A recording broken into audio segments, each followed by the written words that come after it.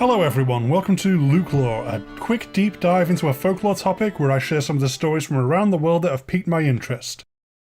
This episode, in honour of how too damn hot it has been, I wanted to look up sun and summer folklore, or else from deserts and other hot areas. Since this is a show you listen to, there may be people who haven't seen any pictures of me yet. My physique can best be described as yeti-like, and I am most certainly not built for the heat. Give me the cold instead any day. I have not been doing well in this weather. Now, it's not that this show is averse to warning about the dangers of the outside. We've already done Lady Midday in episode 22, Don't Tell Mom the Babysitter's Baba Yaga, but as a way to cope with weather utterly antithetical to my existence, I present to you this episode, an assortment of heat-related stories. A flaming great bird. Cultures around the world have tales of a great bird so linked with fire and flames it can be a very part of the bird's body. The analogue closest to me in European folklore being the phoenix, although it appears to originate in Egypt if not from even further into the Middle East. This is hardly obscure folklore. I'd expect basically everyone to know a phoenix in some way or other, if only from Harry Potter. Most well known as a symbol of death and rebirth, common depictions being that a phoenix shall be consumed with flames at the end of its life, for a new chick to be born from the ashes. The phoenix is also inexorably linked with the sun, Middle-aged depictions even including a halo not as a symbol of divinity, but to emphasise the sun.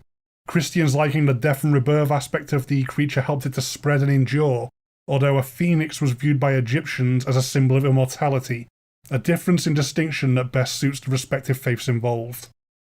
And that's kind of it, really. Phoenix legends seem very matter-of-fact. There's a phoenix. Here's what it does. They're a powerful, enduring symbol that has been with us for millennia, but they don't seem to have a prominent tale specifically about them. At least not an easily dug up one. But their very appropriate, enduring nature has them pretty much everywhere across a wide range of cultures, and they remain pretty pop culture relevant today.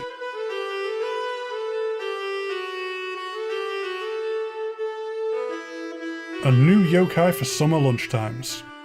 Okay, be forewarned with this one that we're in creepypasta territory here, similar to the origin of Slender Man.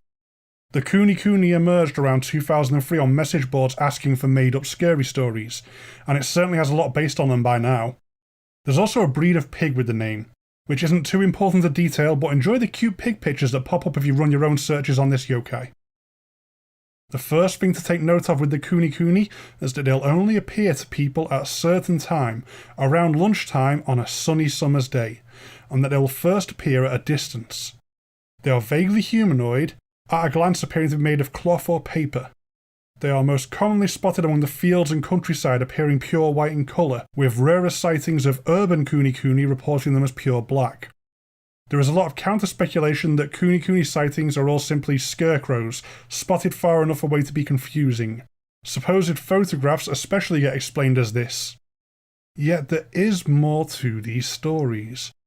They are said to be constantly moving, even when there's no wind at all or in defiance of the direction in which the wind is blowing, which is how they got their name, which means to wiggle. This unnatural movement is your warning that this is no mere scarecrow. While they appear at a distance, there are stories of people foolish enough to want to get a closer look. To get close to a Kunekune is supposed to mess with your mind. Delirium and madness can follow from being in close proximity to one. To touch one is even worse, apparently resulting in death.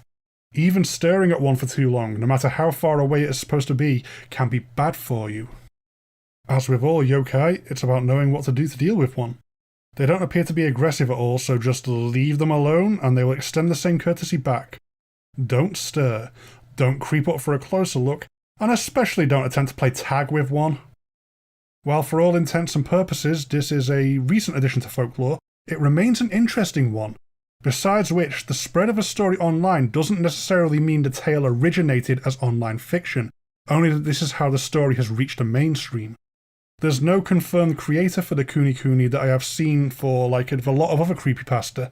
So should a strange, maybe not a scarecrow pop up around noon in the sun, maybe leave well alone and mind your own business just in case.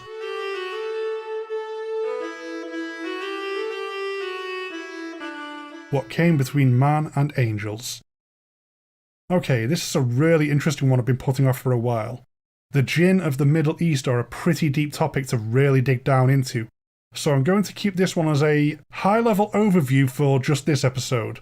Their desert home and their fiery nature makes them a good fit for a hot summer folklore list though. First up, the obvious disambiguation. They're not genies looking to give you free wishes, or be a cute magical domestic housewife. They're a complicated race of beings usually set aside from that of human civilization, and they are incredibly powerful should you cross one.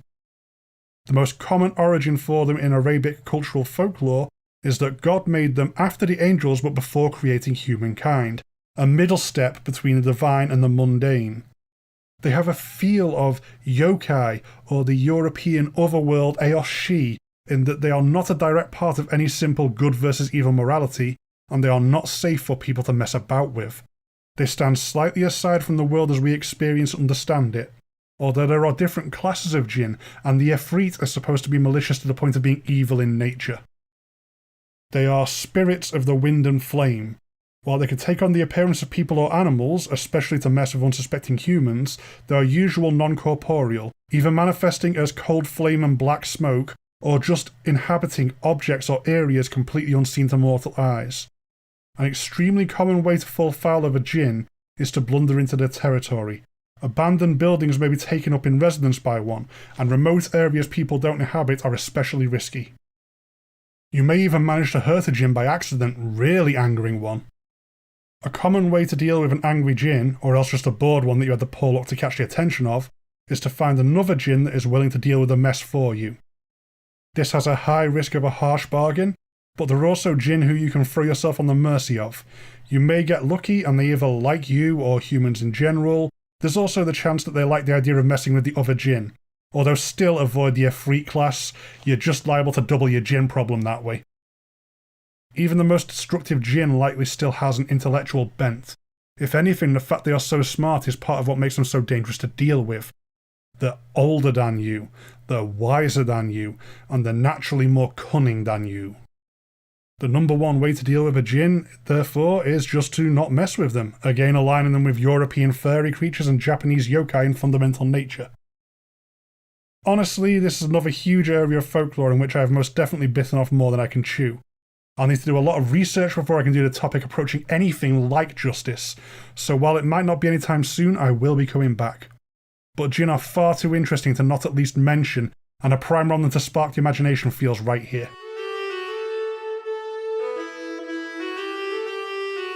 In the sky are two wolves. This bit of mythology caught my eye as I was looking for sun-related folklore, and it's how the Norse mythologized eclipses.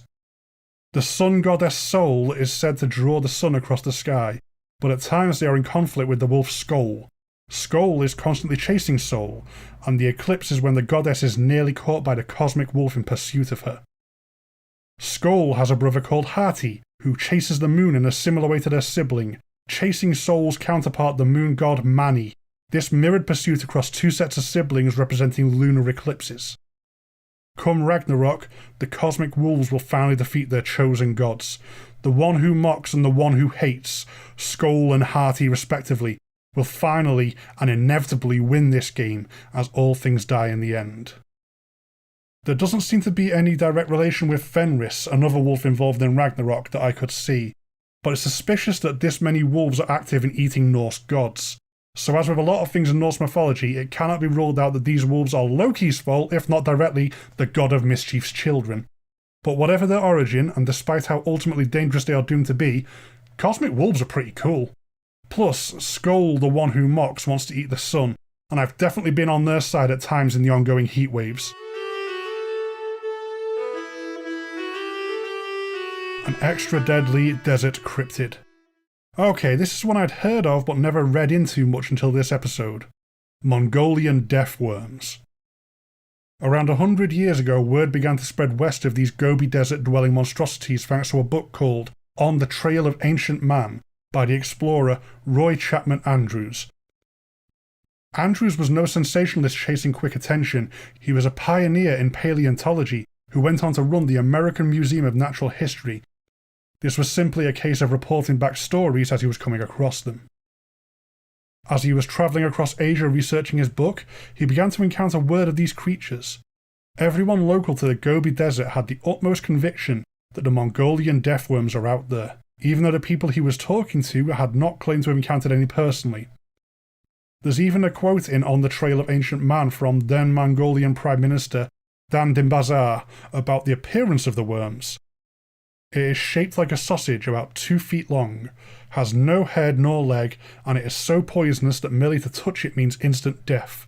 It lives in the most desolate parts of the Gobi Desert. Having never found physical evidence for the Mongolian deathworm, Andrews is on the record as not believing in them. Something about the story and cultural impact of the worms made its mark on him though. He even returned to the subject in a later book called The New Conquest of Central Asia. So, we've had a brief description. Let's look at this cryptid a little closer. They are said to inhabit the sands of the Gobi Desert, and as well as writhing around on the surface being a poison-laden hazard, they are supposed to be able to tunnel underground effortlessly. Think the creatures from the movie Tremors, only instead of being massive, they're small enough for you to miss them coming for you, and just brushing against them as they surface to attack is enough to kill. As if being so deadly poisonous to touch them is fatal wasn't bad enough, they can reportedly also spit venom. The projectile venom being just as lethal as the contact poison, so if there's skin contact with either, there's a corpse. Should you think you are succeeding to get away from a Mongolian deathworm, keep going. Don't turn back to gloat from rocks you ran up off from the sand from. The deathworm is more than equipped to get the last laugh here. Searches for the worms seem to begin in earnest in the 1990s and have continued through to the current day. Well, searches by international cryptozoologists armed with cameras and other gadgets. Locals do the opposite of searching for Mongolian deathworms and try to avoid the chance of encountering them, which should probably be taken as an important warning, but that sort of thing just attracts foreign explorers with more enthusiasm than common sense. As yet, no Mongolian deathworms have been found living, dead or fossilised. The lack of any remains is what had Andrews dismissing the stories, but given the fact that these are supposed to be highly localised sand-dwelling invertebrates which double up as toxin factories, remains may just simply be hard to come by. The level of danger they represent may explain why no one has come back alive from searching for fresh specimens too. The name alone of this cryptid is incredibly evocative. Mongolian deathworms. And they're pretty terrifying sounding to boot. They definitely deserve more mainstream attention. I may go track down some of the programs made by people searching for them and get a little more info for my own satisfaction yet.